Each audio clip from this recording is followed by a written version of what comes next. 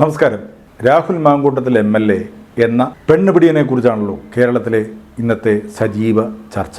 ഒരു സാധാരണ മനുഷ്യൻ അത്തരം പ്രവൃത്തികളിൽ ഏർപ്പെട്ടാൽ അത് വലിയ ചർച്ചയാവില്ല. എന്നാൽ ഇവിടെ അദ്ദേഹം MLA ആണ്. അത് മാത്രമല്ല, കോൺഗ്രസിനെ അടിക്കാനുള്ള എന്ത് മാർഗവും CPM സ്വീകരിക്കും. അതിൻ്റെ പ്രധാന ആയുധമാണ് രാഹുൽ മാങ്കൂട്ടത്തിൽ. ഞാൻ രാഹുൽ മാങ്കൂട്ടത്തിനെ ഒരിക്കലും ന്യായീകരിക്കില്ല. കാരണം അദ്ദേഹത്തിന് സ്ത്രീകളെ സുഹൃത്തുക്കളായി കാണാൻ കഴിയുന്നില്ല. ഏതൊരു സ്ത്രീയെ പരിചയപ്പെട്ടാലും അതിൽ പ്രായവ്യത്യാസമൊന്നുമില്ല എന്നാണ് പറയുന്നത്.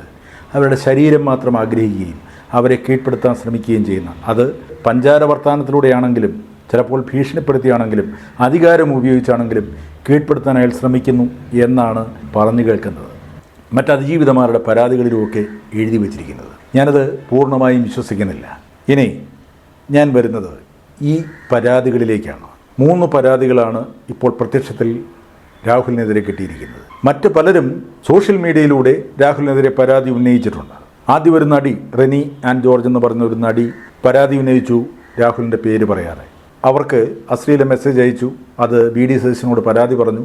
അതിനുശേഷം മാധ്യമങ്ങളുടെ മുമ്പിൽ വന്ന് പറഞ്ഞു. അവിടുന്നാണല്ലോ ഈ ബോംബിന് തിരികൊളുത്തി തുടങ്ങിയത്. അതിനുശേഷം പല സ്ഥലങ്ങളിലും ബോംബ് അങ്ങ് പൊട്ടാൻ തുടങ്ങി. അതിന് ചില ചാനലുകളും പ്രാമുഖ്യം കൊടുത്തു. അവർക്ക് രാഹുൽ മാങ്കൂട്ടത്തിനെ അല്ലെങ്കിൽ കോൺഗ്രസിനെ വീഴിക്കേണ്ട ഉത്തരവാദിത്വമുണ്ടായിരുന്നു. CPMനെ സപ്പോർട്ട് ചെയ്യുന്ന ചില ചാനലുകൾ. ആ ചാനലുകളുടെ കടമയതാണ് അവർക്ക് വാർത്തകൾ ജനങ്ങളുടെ മുമ്പിലേക്ക് എത്തിക്കുകയാണ്. അത് വ്യാജ വാർത്തകളായാലും ഒറിജിനൽ വാർത്തകളായാലും. ഇവിടെ ഇത് വ്യാജ വാർത്ത എന്നല്ല ഞാൻ പറയുന്നത്. പക്ഷേ ആദ്യം പരാതി കൊടുത്ത സ്ത്രീയും ഇപ്പോൾ വിദേശത്താണെന്ന് പറയുന്ന സ്ത്രീയും അവരുടെ പരാതികൾ നോക്കുമ്പോൾ സാദൃശ്യങ്ങൾ ഒരുപാടാണ്. ഇപ്പോൾ പരാതി കൊടുത്ത സ്ത്രീ വിദേശത്ത് നാട്ടിലെത്തി തിരുവല്ലയിൽ വെച്ച് രാഹുൽ മാങ്കൂട്ടത്തിലുമായി കാണുന്നു. അവിടെ ഹോട്ടലിൽ മുറിയെടുത്തത് ഈ സ്ത്രീയാണ്. മുറിയിലേക്ക് വന്ന രാഹുൽ മാങ്കൂട്ടത്തിൽ അവരെ ഉപദ്രവിച്ചു, അവരുടെ മുഖത്ത് തുപ്പി, അവരെ കടന്നാക്രമിച്ചു. അവർക്ക് എതിർക്കാൻ കഴിഞ്ഞില്ല എന്നാണല്ലോ പരാതി. ഞാൻ ആ പരാതി എഴുതിയത് അവർ തന്നെയാണെങ്കിൽ ഞാൻ അവരോട് ചില ചോദ്യങ്ങൾ ചോദിക്കുകയാണ്. അതിജീവിത എന്ന് പറയുന്ന ആ സ്ത്രീയോട്, ആ സ്ത്രീയെ അപമാനിക്കുകയല്ല കേട്ടോ. നിങ്ങൾ ഇത്രയും പീഡനങ്ങൾ ആ മുറിക്കുള്ളിൽ നടത്തിയ ആ മനുഷ്യനെ എന്തുകൊണ്ട് വെറുതെ വിട്ടു? അപ്പോൾ നിങ്ങൾ ഭർത്താവ് അറിയാതെയായിരിക്കും അവിടെ വന്ന് റൂം എടുത്തിരിക്കുക എന്ന് ഞാൻ മനസ്സിലാക്കുന്നു. എന്തായാലും അങ്ങനെ ആദ്യ ദിവസം തന്നെ ഉപദ്രവിക്കുകയും കീഴ്പ്പെടുത്തുകയും ചെയ്ത ആ മനുഷ്യനോട് നിങ്ങൾ പിന്നെയും സൗഹൃദം കാണിച്ചതെന്തിനാണ്? പിന്നെയും ചാറ്റ് ചെയ്തതെന്തിനാണ്? ചെരുപ്പ് മേടിക്കാൻ വരെ പണം കൊടുത്തതിനാണ്? പിന്നീട് മാസങ്ങൾക്ക് ശേഷം അയാൾക്ക് ഫ്ലാറ്റ് മേടിക്കാൻ വേണ്ടി പാലക്കാട് വന്ന് ഫ്ലാറ്റ് തപ്പി നടന്നതെന്തിനാണ്? അയാളെ വിവാഹം കഴിക്കാൻ ആഗ്രഹിച്ചിരുന്നു. അതുതന്നെ തെറ്റ്. ആദ്യം ഒരു വിവാഹം കഴിച്ച് അയാളുമായി പിരിയുന്നതിന് മുമ്പ് രാഹുൽ മാങ്കൂട്ടത്തിനെ വിവാഹം കഴിക്കാൻ ആഗ്രഹിച്ചു എന്ന് പറയുന്നത് തെറ്റ്. നിങ്ങൾ എന്ത് മാനദണ്ഡത്തിലാണ് ആദ്യ കാഴ്ചയിൽ തന്നെ ഇത്രയും ഉപദ്രവിക്കുകയും മുഖത്ത് തുപ്പുകയും പീഡിപ്പിക്കുകയും ചെയ്ത ഒരാളുടെ കൂടെ വീണ്ടും ജീവിതം തുടരണമെന്ന് ആഗ്രഹിച്ചെങ്കിൽ നിങ്ങൾ എന്തൊരു സ്ത്രീയാണ്? നിങ്ങൾക്ക് ആ പീഡനം ആസ്വാദ്യകരമായിരുന്നു. നിങ്ങളെ ഉപദ്രവിച്ചത്, നിങ്ങൾ വേദന സഹിച്ചത് നിങ്ങൾ സന്തോഷത്തോടു കൂടിയായിരുന്നു. ആ സന്തോഷം തുടർന്നും അനുഭവിക്കാൻ നിങ്ങൾ തയ്യാറായിരുന്നു. നിങ്ങളുടെ കുടുംബജീവിതത്തിലെ തകരാറ് പരിഹരിക്കാൻ വേണ്ടിയാണ് രാഹുലിനെ കണ്ടതെന്ന് പറയുന്നു. രാഹുൽ എന്താ സൈക്കോളജിസ്റ്റോ, സൈക്കാട്രിസ്റ്റോ, അതല്ലെങ്കിൽ ഫാമിലി കൗൺസിലിംഗ് നടത്തുന്ന ആളോ? എന്താണ് അദ്ദേഹത്തിലുള്ള പ്രത്യേകത? അദ്ദേഹം ഒരു MLA ആണ്. ആദ്യം പരാതി കൊടുത്ത സ്ത്രീയും ഇത് തന്നെയാണ് പറഞ്ഞത്. കുടുംബ പ്രശ്നങ്ങൾ പറഞ്ഞു തീർക്കാൻ വേണ്ടിയാണ് രാഹുലിനെ ബന്ധപ്പെട്ടത്, അത് സോഷ്യൽ മീഡിയ വഴി. ഇവിടെയൊക്കെയാണ് നമ്മൾക്ക് മനസ്സിലാവുന്നത് രാഹുൽ മാങ്കൂട്ടത്തിൽ എന്ന് പറയുന്ന വ്യക്തിയുടെ വൈഭവം കണ്ട് അയാളുടെ പുറകെ കൂടിയതാണ് സ്ത്രീകൾ എന്ന് വേണം മനസ്സിലാക്കാൻ. എന്നിട്ട് കാര്യങ്ങൾ സാധിക്കുന്നില്ല എന്ന് വന്നപ്പോൾ പരാതി കൊടുക്കുന്നു. ഇനി മറ്റ് പലരുടെ പ്രേരണയാലാണോ പരാതി കൊടുത്തെന്ന് എന്ന് പോലും സംശയിക്കണം. ആദ്യ സ്ത്രീയുടെ ഭർത്താവ് ഒരു പരാതി മുഖ്യമന്ത്രിക്ക് കൊടുത്തിരുന്നു, എൻ്റെ കുടുംബജീവിതം തകർന്നെന്ന് പറഞ്ഞ്. ഇപ്പോൾ ഈ വിദേശ വനിതയുടെ ഭർത്താവിനും വേണമെങ്കിൽ കേസ് കൊടുക്കാവുന്നതാണ്, എൻ്റെയും കുടുംബജീവിതം തകർത്തു എന്ന് പറഞ്ഞു. രണ്ടാമത്, ആദ്യ ബന്ധത്തിൽ തന്നെ ആ സ്ത്രീ ഗർഭിണിയാവുന്നു എന്ന് പറയുന്നു. ഗർഭിണിയാണ് എന്ന് പറഞ്ഞപ്പോൾ രാഹുൽ മാങ്കൂട്ടത്തിൽ പറഞ്ഞത്രേ അത് മറ്റാരുടെയെങ്കിലും ആയിരിക്കും. സ്വാഭാവികമായി ഒരു പുരുഷൻ അങ്ങനെ സംശയിക്കാം. ആദ്യ കാഴ്ചയിൽ തന്നെ തനിക്ക് കീഴ്പ്പെട്ട ഒരു പെൺകുട്ടി അല്ലെങ്കിൽ ഒരു സ്ത്രീ, അവർ മറ്റു പലർക്കും ചിലപ്പോൾ കീഴ്പ്പെട്ടേക്കാം എന്ന് ഒരു പുരുഷന് സംശയം തോന്നാം. അതുകൊണ്ടാണ് എൻ്റേതായിരിക്കില്ല മറ്റാരുടെയെങ്കിലും ആയിരിക്കുമെന്ന് പറഞ്ഞത്. ഇവർ അലസിപ്പോയ ആ ഭ്രൂണം സൂക്ഷിച്ചു വെച്ചിരിക്കുന്നു എന്നാണ് പറയുന്നത്. അത് സാങ്കേതിക വിദ്യ ഉപയോഗിച്ച് ഏതെങ്കിലും ഹോസ്പിറ്റലിൽ സൂക്ഷിച്ചു വെച്ചിട്ടുണ്ടാവാം, അതിൻ്റെ DNA ടെസ്റ്റ് എടുക്കാൻ വേണ്ടി. ആയിക്കൊള്ളട്ടെ, ഇനി രാഹുൽ മാങ്കൂട്ടത്തിൻ്റെ തന്നെ ഗർഭമാണ് എന്ന് വിചാരിക്കുക.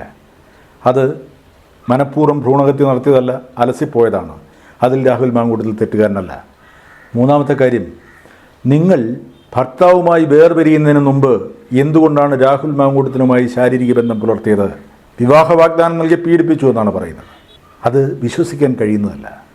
ചിലപ്പോൾ പ്രണയിതാക്കൾ, വിവാഹിതരല്ലാത്ത പ്രണയിച്ച് നടക്കുന്നവർ, ചിലപ്പോൾ പുരുഷൻ ആ സ്ത്രീയെ ഒറ്റയ്ക്ക് കിട്ടുമ്പോൾ, ആ പെൺകുട്ടിയെ ഒറ്റയ്ക്ക് കിട്ടുമ്പോൾ ചിലപ്പോൾ ചോദിച്ചേക്കാം, ചിലപ്പോൾ കെട്ടിപ്പിടിച്ചേക്കാം, ചിലപ്പോൾ ചുംബിച്ചേക്കാം, വഴിവിട്ട് സഞ്ചരിച്ചേക്കാം. പലപ്പോഴും സ്ത്രീകൾ എതിർക്കുക തന്നെയാണ് ചെയ്യുക. എതിർക്കുമ്പോൾ ചിലപ്പോൾ കീഴ്പ്പെട്ട് പോകുന്നതിന് മറ്റൊരു കാരണമുണ്ട്. തന്നെ കല്യാണം കഴിക്കാൻ പോകുന്ന ചെറുപ്പക്കാരൻ, അവനെ വേദനിപ്പിക്കേണ്ട, അവനെ പിണക്കണ്ട, എന്തായാലും ഞങ്ങൾ വിവാഹിതരാകും, അതുകൊണ്ട് അയാൾക്ക് കീഴ്പ്പെട്ടു പോകാം എന്ന് വിചാരിക്കുന്ന ഒരു പ്രണയിനിയെ നമുക്ക് ചിലപ്പോൾ കുറ്റം പറയാൻ കഴിയില്ല. അവൻ വഞ്ചകനായിരിക്കാം. അവൻ പിന്നീട് വഞ്ചിച്ചു പോയാൽ, അവൾ പരാതിപ്പെട്ടാൽ, വിവാഹ വാഗ്ദാനം നൽകി പീഡിപ്പിച്ചു എന്ന് പറഞ്ഞാൽ അത് കേസാവുന്നില്ല. പക്ഷേ ഇവിടെ തികച്ചും വ്യത്യസ്തമാണ് കേസുകൾ. രണ്ട് സ്ത്രീകളും വിവാഹിതരായിരുന്നു. അവർക്ക് വൈവാഹിക ജീവിതത്തിൽ പൊരുത്തക്കേടുകൾ ഉണ്ടാവാം.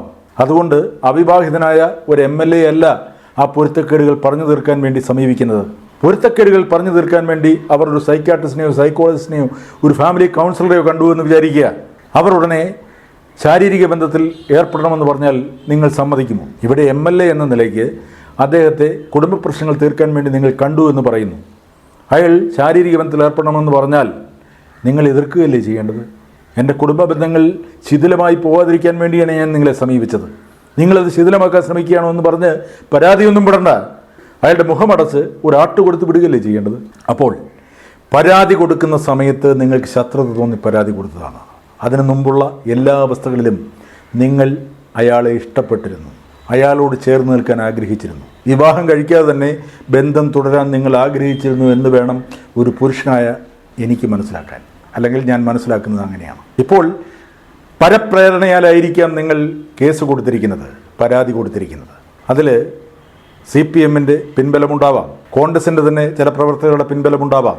ഇവനെ വളർത്തരുത് എന്നാലോചിക്കുന്ന സ്വന്തം പാർട്ടിക്കാരും ഇവനെ തകർക്കണമെന്ന് ആലോചിക്കുന്ന എതിർ പാർട്ടിക്കാരും ഒക്കെ അതിൻ്റെ പിന്നിലുണ്ടാവാം എന്ന് നമ്മൾ ബലമായി സംശയിക്കണം. എന്തായാലും ഇപ്പോഴത്തെ ഈ അറസ്റ്റ് മുഖ്യമന്ത്രി പിണറായി വിജയൻ്റെ ശത്രുത തീർക്കലായിരുന്നു.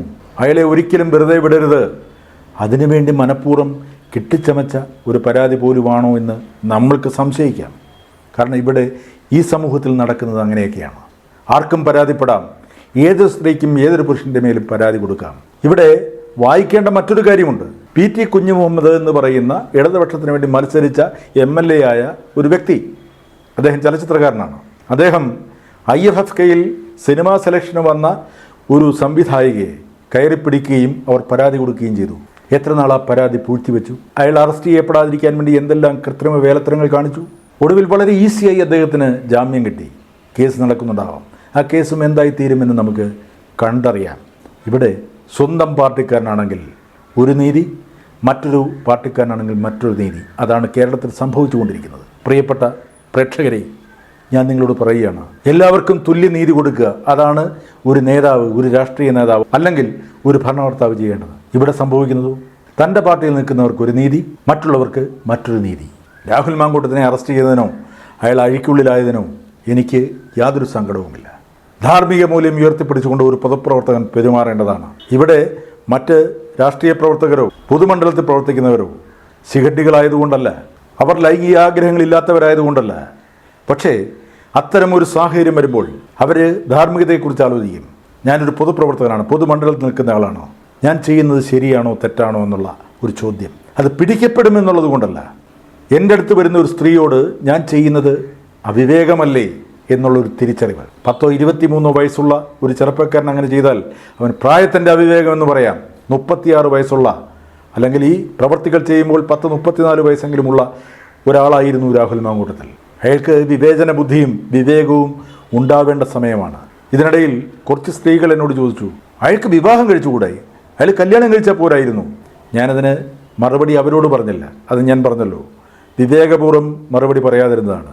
എൻ്റെ മനസ്സിൽ തോന്നിയ മറുപടി ഇതാണ്: അപ്പോൾ പല മേച്ചിൽപ്പുറങ്ങൾ തേടാൻ കഴിയില്ലല്ലോ, വ്യത്യസ്തത അനുഭവിക്കാൻ കഴിയില്ലല്ലോ, പലരെയും ഒരേപോലെ സ്വീകരിക്കാൻ കഴിയില്ലല്ലോ. വിവാഹം കഴിച്ചാൽ ആ സ്ത്രീയിൽ മാത്രം ഒതുങ്ങിപ്പോകണ്ടേ?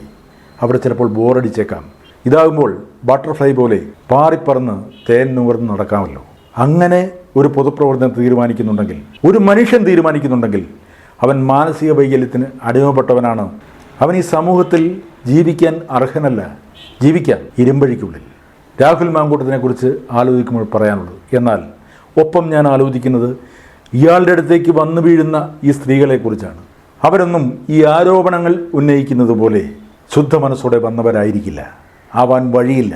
കാരണം അവരൊക്കെ ഒരു കുടുംബജീവിതം നയിച്ചുകൊണ്ടിരുന്നവരാണ്. ഭർത്താക്കന്മാരോട് ദേഷ്യം തോന്നാം, ചിലപ്പോൾ ഒന്നിച്ചു പോകാൻ കഴിഞ്ഞെന്ന് വരില്ല. അതിനൊരു മാർഗമുണ്ട്. ലീഗലി അവർ ഡിവോഴ്സ് ചെയ്യണം, നിയമപരമായി പിരിയണം. പിരിഞ്ഞിട്ട് മറ്റൊരു പുരുഷനെ തേടണം. അപ്പോൾ ആ പുരുഷൻ വിവാഹ വാഗ്ദാനം നൽകി പീഡിപ്പിച്ചു എന്ന് പറഞ്ഞാൽ വേണമെങ്കിൽ നമുക്ക് കേസെടുക്കാം, ആ വഴിക്ക് ആലോചിക്കാം. പക്ഷേ ഈ കേസ് കോടതിയിൽ നിൽക്കില്ല എന്ന് ബോധ്യമുണ്ട്, ഉറപ്പുണ്ട്. കേസ് കോടതിയിൽ നിന്നില്ലെങ്കിലും നമ്മുടെ പിണറായി വിജയേട്ടൻ്റെ ആഗ്രഹം സാധിച്ചല്ലോ. രാഹുൽ മാങ്കൂട്ടത്തിനെ അറസ്റ്റ് ചെയ്തു. ഇനി പാലക്കാടും മറ്റ് സ്ഥലങ്ങളിലെല്ലാം പോയി തെളിവെടുപ്പ് നടത്തും. അപ്പോൾ ഇവിടുത്തെ DYFIക്കാരും യുവമോർച്ചക്കാരും SFIക്കാരും എല്ലാം പുറകെ ആർത്ത് വിളിച്ചു കൂടും. അപമാനിക്കാവുന്നതിൻ്റെ മാക്സിമം നമുക്ക് അപമാനിച്ചു വിടാം. അതല്ലാതെ വിജയേട്ട ഈ കേസ് നിലനിൽക്കില്ല. അതിജീവിതമാരോട് ഞാൻ പറയുകയാണ്, നിങ്ങൾ പരാതി കൊടുക്കുന്നത് പരപ്രേരണയാലാണെങ്കിൽ അവരൊക്കെ നിങ്ങളെ വിൽക്കുകയാണ്, നിങ്ങളെ വെച്ച് മുതലെടുക്കുകയാണ് എന്ന് നിങ്ങളും മനസ്സിലാക്കണം.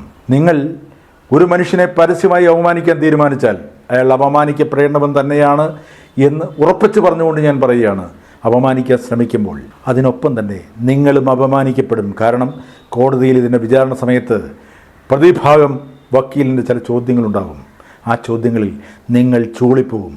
ഒടുവിൽ നിങ്ങളും പറയും കോടതി നീതി തന്നില്ല, അടച്ചിട്ട മുറിക്കുള്ളിൽ ഞങ്ങൾ പീഡിപ്പിക്കപ്പെടുകയായിരുന്നു എന്ന് നിങ്ങളും പറയേണ്ടി വരും. നമ്മൾ ഇതിനു മുമ്പുള്ള ചില കേസുകളിൽ കണ്ടതാണല്ലോ. അതുകൊണ്ട് അതിജീവിതമാരെ നിങ്ങൾ കേട്ടുകൊള്ളുക. ഇനി അതിജീവിതമാരാകാൻ പോകുന്നവരെ നിങ്ങളും കേട്ടുകൊള്ളുക. നിങ്ങളുടെ കുടുംബങ്ങളിൽ പ്രശ്നമുണ്ടെങ്കിൽ നിങ്ങൾ ഏതെങ്കിലും ഫാമിലി കൗൺസിലർമാരെ കാണുക, അല്ലെങ്കിൽ ഉത്തരവാദിത്തപ്പെട്ടവരെ കാണുക. നിങ്ങൾ ഏതെങ്കിലും ഒരു ചെറുപ്പക്കാരൻ്റെ പുറകെ പോയി കുടുംബ പ്രശ്നം പറഞ്ഞു തീർക്കാൻ ശ്രമിക്കരുത്. പിന്നീട് അവൻ്റെ പേരിൽ പീഡന പരാതിയുമായി മുഖ്യമന്ത്രിയുടെ അടുത്തേക്ക് പോകരുതേ, പ്ലീസ്.